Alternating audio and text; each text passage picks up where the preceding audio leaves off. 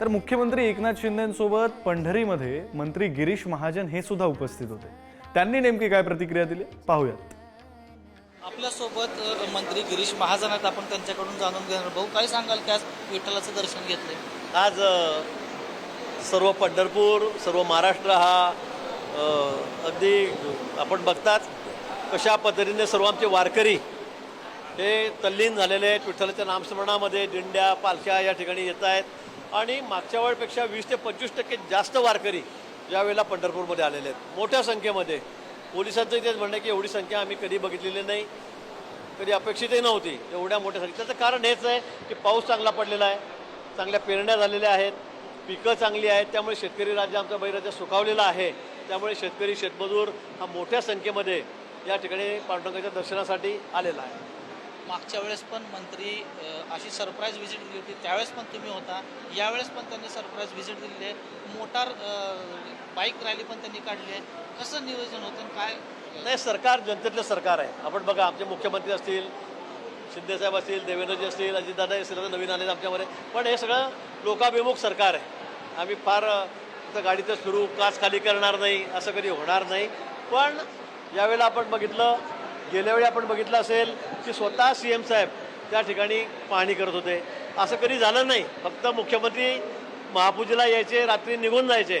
पण पहिल्यांदा असं झालं की एकनाथजी या ठिकाणी 2 दिवस आधी येऊन गेले, सगळ्या व्यवस्थेची पाहणी त्यांनी केली, कुठे व्यवस्था तर होत नाही याची पाहणी केली, अधिकाऱ्यांबरोबर सगळी चर्चा त्यांनी केली आणि यावेळी स्वतः मुख्यमंत्री या ठिकाणी। परवापासून मी सुद्धा 3-4 दिवस झाली ते मुक्कामी आहे।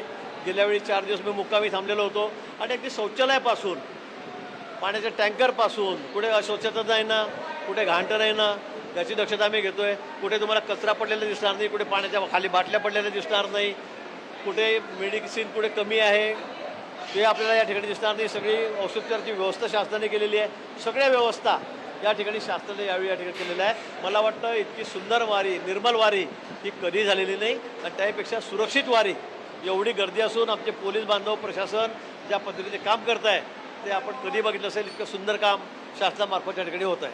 भाऊ, महापूजा असताना सुद्धा तुम्ही आता भाविकांना दर्शन दिलेलं आहे, काय सांगाल? नाही, मला वाटतं इथे येणारा भाविक हा दर्शनासाठी हा बिचारा 25-25 तासापासून वाट बघतोय। तो आतुरतेने पांडुरंगाच्या दर्शनाची त्याला ओढ लागलेली आहे आणि महापूजा 4 तास जवळपास ती सगळी पदपूजा आधी चालते, नंतर महापूजा तर 12 वाजेपासून मंदिर बंद ठेवावं लागतं। पण मी असं म्हटलं की आपण मुखदर्शन हे सुरू ठेवू आणि तेवढ्याच वेळामध्ये 15-20 हजार लोकांचं दर्शन त्या ठिकाणी होऊन जातं। कारण 25-25 तासापासून लोक या ठिकाणी लाईनीमध्ये उभे आहेत। 3-3, 4-4, 200 किलोमीटर ते पायी चालत आलेले आहेत आणि म्हणून त्यांनाही आपण प्रायोरिटी दिली पाहिजे, त्यांना प्राधान्य दिलं पाहिजे।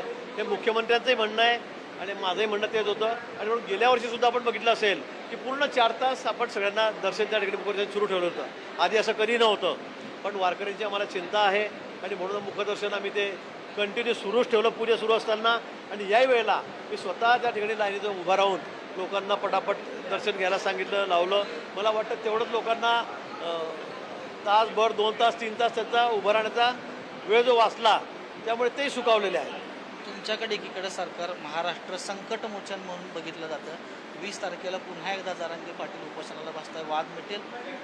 मला वाटतं निश्चित मिटेल। पांडुरंगाला चिंता आहे, काळजी आहे आणि मला तेच म्हणणं आहे की बाबांना टोकाची भूमिका कोणी घेऊ नका।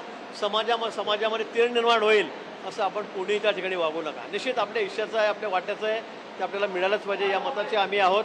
पण हे होत असताना कुठल्याही समाजामध्ये तेढ निर्माण होईल, वाद निर्माण होतील, टोकाचे वाद निर्माण होतील, असं कृत्य कोणी करू नका, एवढीच माझी सगळ्यांकडेच ही विनंती आहे। आणि पांडुरंगाच्या चरणी हीच प्रार्थना की बाबा सगळ्यांना सद्बुद्धी दे, ज्याच्या त्याच्या हिश्श्याचं सगळ्यांना त्यांना व्यवस्थित मिळू दे आणि हा वाद कायमचा एकदा मिटू दे।